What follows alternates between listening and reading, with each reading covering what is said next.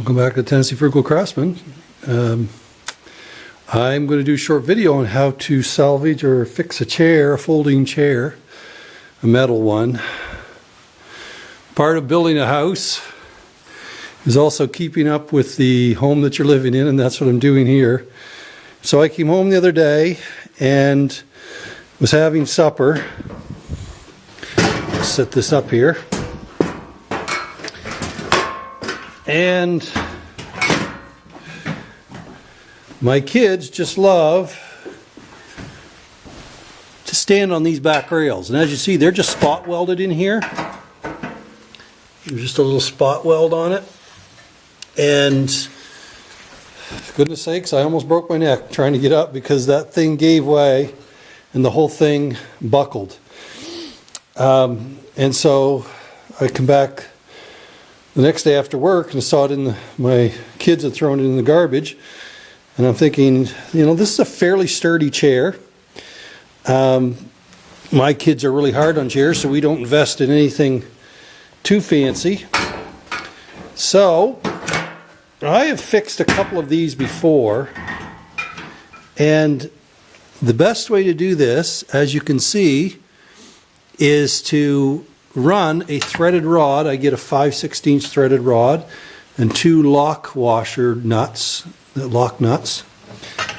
And I drill this out on each side and put the threaded rod right through this hollow tube. So the first thing I did is I actually drilled a pilot hole right in the center. This one I actually just drilled through the existing hole out through. So you can see here, it's out through. So now I'm going to set up and drill the next size bigger and keep doing it until I get out to about 5/16 of an inch. So I'll bring you along for that process and just show you how this works, and we'll look at the finished product.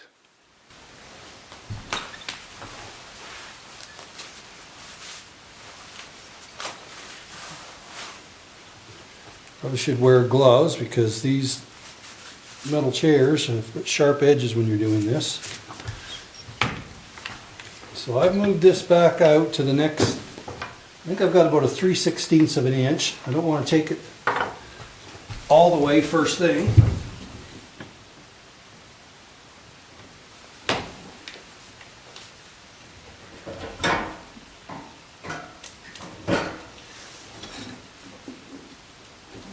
I guess it'd help if I was plugged in.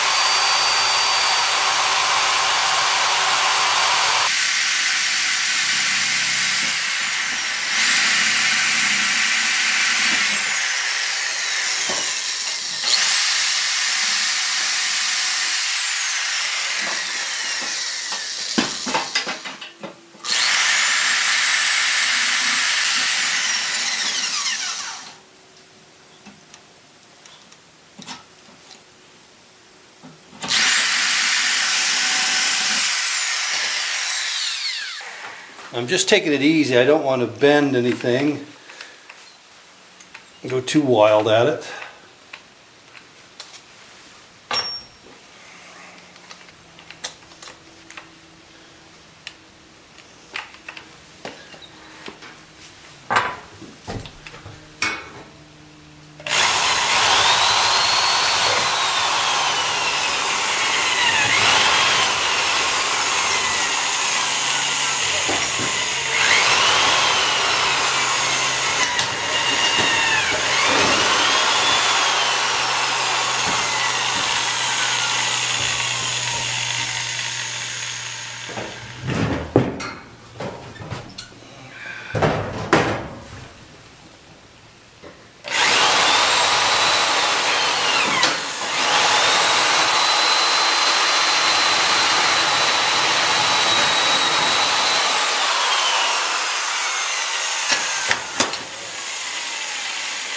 Okay, I think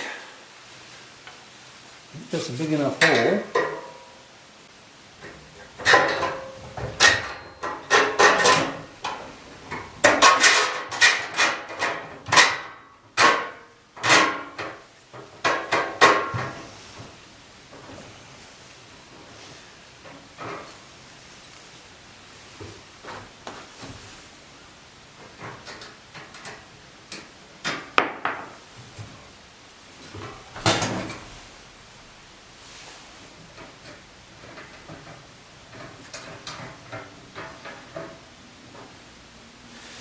Okay, I'm just going to get my vice grips.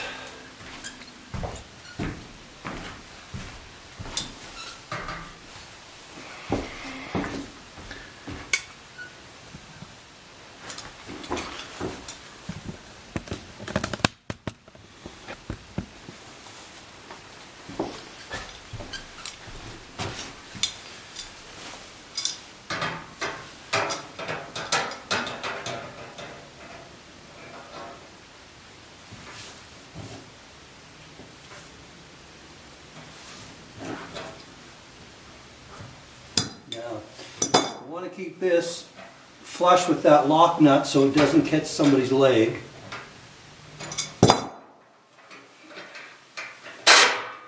Push it in.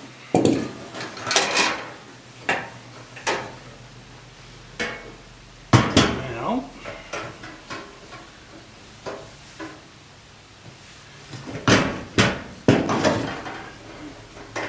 all we need to do now is cut this off.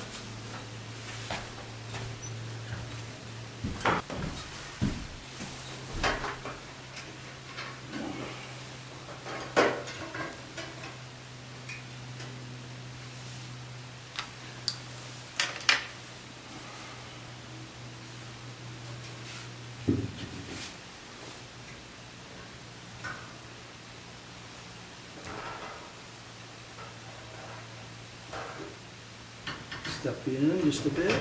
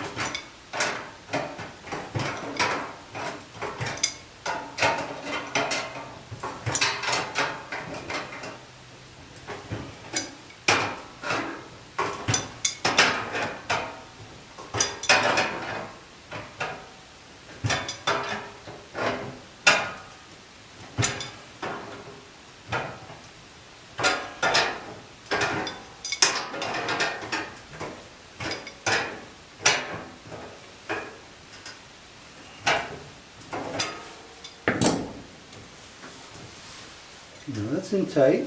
Now it went out by just a bit, so that's got a little bit of a barb on it. So this is where a file and or a belt sander comes in.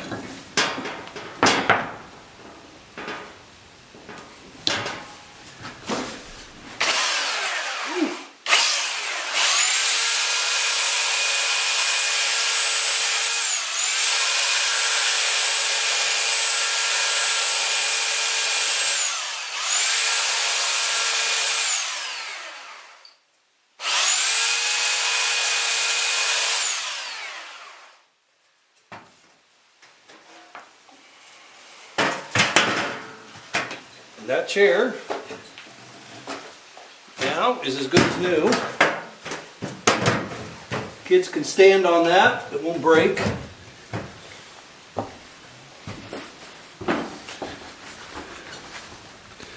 So in real time, takes about less than 10 minutes to fix.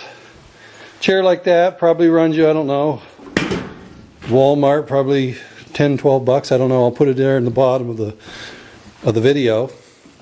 But I don't know how many of those, as soon as that back rail breaks, they just chuck them away. And the threaded rod, maybe $4 or $5 max, and a couple nuts, 32 cents for 2 nuts. And about 10 minutes of time, and your chair is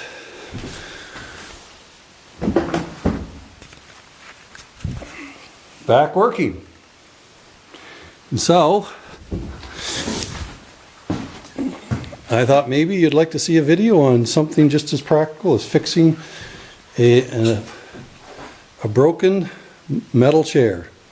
Now obviously if it breaks in these areas here, you can do kind of the same thing and put in a nut, bolt, but these usually don't break. It's these, almost all the ones I've had, it's these ones here, and it's this back one because the kids like to stand on them. They'll come behind us, they come behind the other kids and stand on them. Once they break, chairs are no good. I've even fixed the inserts here.